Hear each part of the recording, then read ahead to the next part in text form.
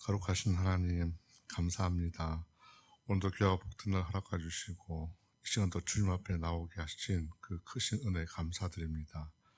주님 귀한 은혜가 있는 풍성한 시간 되게 하여 주옵소서. 예수님의 이름으로 기도드립니다. 아멘. 찬송가 539장입니다. 539장. 통일찬송가 483장입니다.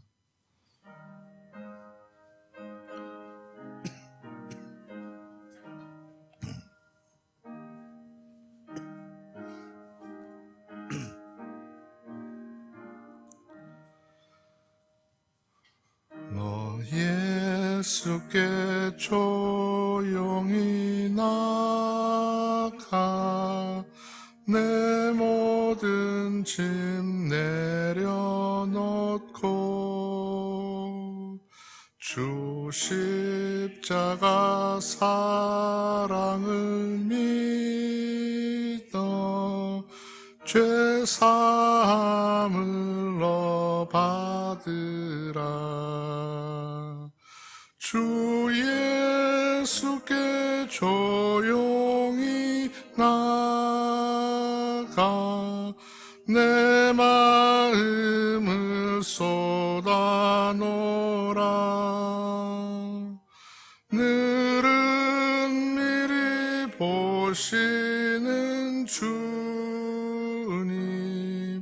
그 은혜를 베푸시리. 주 예수의 은혜를 입어 내 슬픔이 없어지리. 내 이웃을 늘 사랑하여 너 받은 것 거저주라. 주 예수께 조용히 나가 내 마음을 쏟아놓으라. 늘은 미리 보시는 주님 그 은혜를 베푸시리. 주 예수를 친구로 삼아 늘 내 옆에 모시어라. 그 영원한 생명 샘물에 내 마른 목 죽이어라.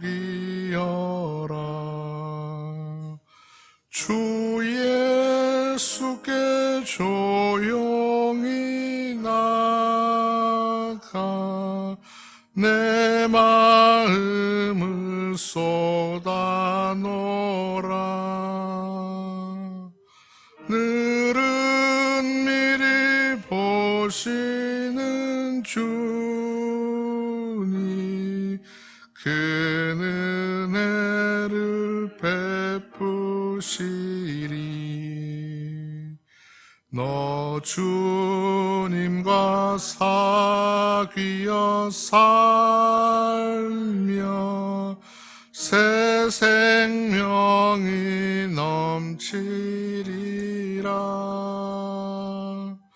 주 예수를 찾는 이 앞에 참 밝은 빛 비추어라.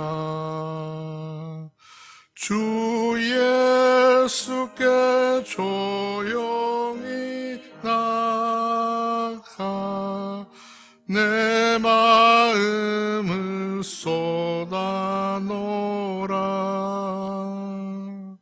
늘은 미리 보시는 주님 그 은혜 주시리. 아멘. 잠언 2장입니다. 좀 긴데요. 잠언 2장 끝절까지 한번 22절까지 한번 읽어보도록 하겠습니다. 잠언 2장입니다.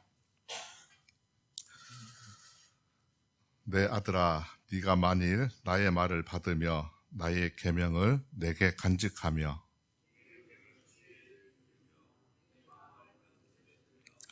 지식을 불러 구하며 명철을 얻으려고 소리를 높이며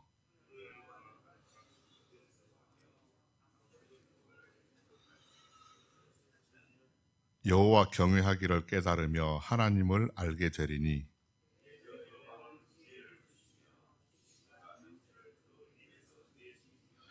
그는 정직한 자를 위하여 완전한 지혜를 예비하시며 행실이 온전한 자에게 방패가 되시나니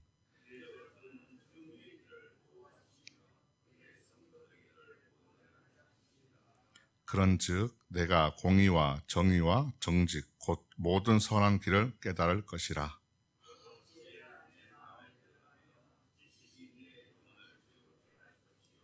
근신이 너를 지키며 명철이 너를 보호하여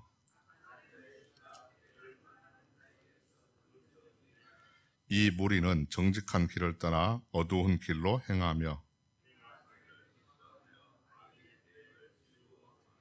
그 길은 구부러지고 그 행위는 패역하니라.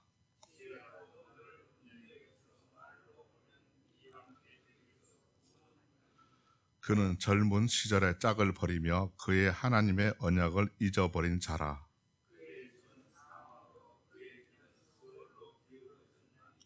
누구든지 그에게로 가는 자는 돌아오지 못하며 또 생명길을 얻지 못하느니라.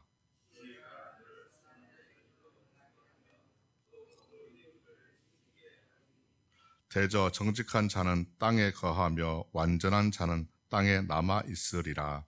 그러나 악인은 땅에서 끊어지겠고 간사한 자는 땅에서 뽑히리라.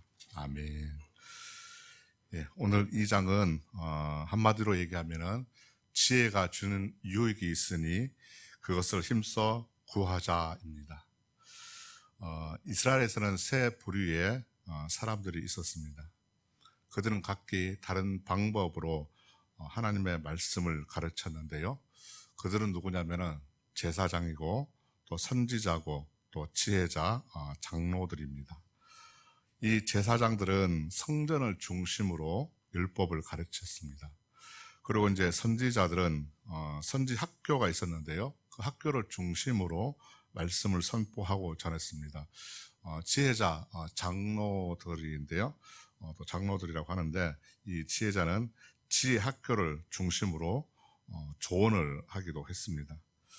이 지혜자들은 우리의 삶 속에서 어떤 실제적인 그런 문제를 가지고 신적인 지혜를 구체적으로 삶에 적용할 수 있도록 가르친 사람들이었습니다. 그런데 이 제사장들과 선지자들은 주로 종교적인 입장에 취했습니다. 그런데 비해서 지혜자는 철학적이거나 윤리적인 그 문제들을 주로 다루었습니다. 이렇게 서로 조금씩 성격의 차이가 있는데요. 지혜를 구하는 것은 이스라엘 사회에서 정말로 중요한 일이었습니다. 오늘 4절에도 보시게 되면은 이렇게 표현하죠. 마치 광부가 산에서 은을 구하고 또 보배를 캐듯이 열심히 지혜를 찾고 구하자 이렇게 말하고 있습니다. 오늘 말씀을 통해서 우리는 지혜를 찾는 자에게 필요한 것이 또 무엇인지 한번 살펴보고요. 그렇게 열심히 찾는 지혜가 우리에게 어떤 유익을 주는지 한번 살펴보도록 하겠습니다. 먼저 지혜를 찾는 자에게 필요한 것이 있다고 1절에서 9절의 말씀에 하고 있습니다. 지혜는 분명히 하나님께서 주시는 것이죠. 지혜를 얻으려고 하면은 이 받을 준비를 해야 하는 것입니다. 지혜를 얻기 위해서는 필요한 것이 뭐냐면 제일 먼저 필요한 것이 그 지혜를 얻고자 하는 사모하는 마음입니다. 그 사모하는 마음이 제일 필요하고요. 마음에도 없고 또 구하지 않는 자에게는 지혜는 주시지 않습니다. 예배도 마찬가지지 않습니까? 예배 은혜도 그 은혜를 사모하는 자에게 하나님께서 주시는 것이지요. 그리고 그 지혜를 얻기 위해서는 우리가 해야 될 것은 열심히 지혜를 찾아서 나서야 한다는 겁니다. 우리가 기도할 때 꼭 응답 받아야 되겠다 또 사모하면서 기도하는 사람은 마음의 자세가 달라집니다. 물에 빠진 사람은 살기 위해서 지푸라기라도 잡으려고 하면은 그런 심정으로, 절박한 심정으로 하나님께 간절히 기도하게 될 것입니다.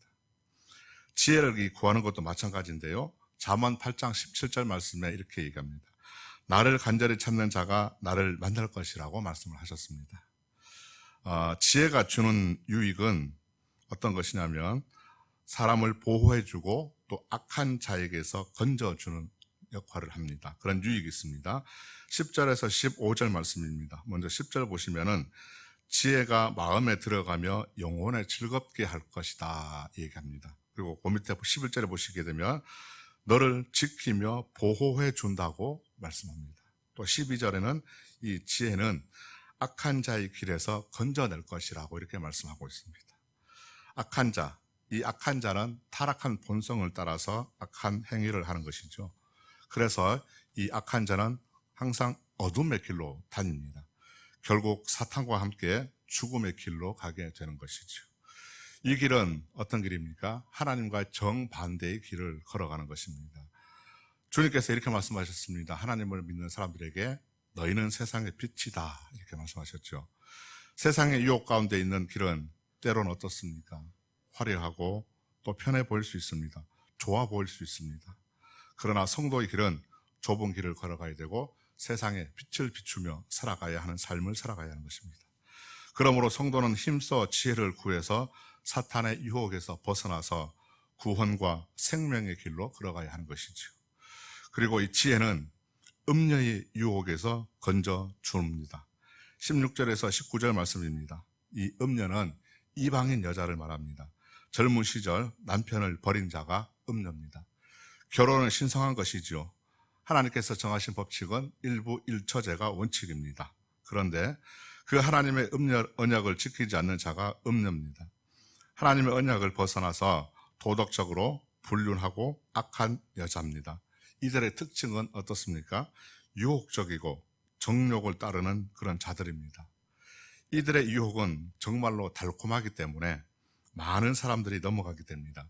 그 중에서도 특히 활기 넘치는 청년의 시기에 가장 걸려들기 쉽습니다. 음녀와 함께 하면은 결과는 뻔하지요. 사망의 길로 내려가 가지고 다시는 생명의 길로 돌아올 수 없는 길입니다. 음녀는 이 무서운 것이기 때문에 지혜로 잘 분별해야 하는 것입니다. 마지막으로 지혜가 주는 유익은 우리를 선한 길로 인도해 준다는 것입니다. 20절에서 22절 말씀입니다.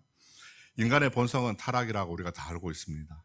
그래서 때로는 악한 길로 가려고 하기 때문에 인간이 선한 길이나 또 의의 길로 간다는 것은 결코 쉽지 않습니다. 지혜가 없으면 악의 길이 마치 옳은 길처럼 보입니다.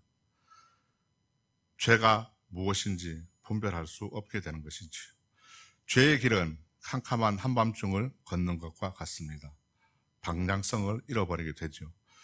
그러나 지혜를 얻으면 올바른 길을 걸어갈 수 있습니다.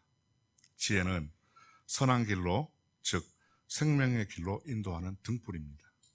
그러므로 지혜를 구하는 것은 어떤 문제냐면 우리가 살고 죽느냐의 중요한 문제인 것입니다. 귀중하고 가치 있는 그 영원한 지혜를 우리가 이 시간도 힘써서 구할 수 있는 우리가 될 수 있기를 소망합니다. 기도하겠습니다. 하나님 감사합니다.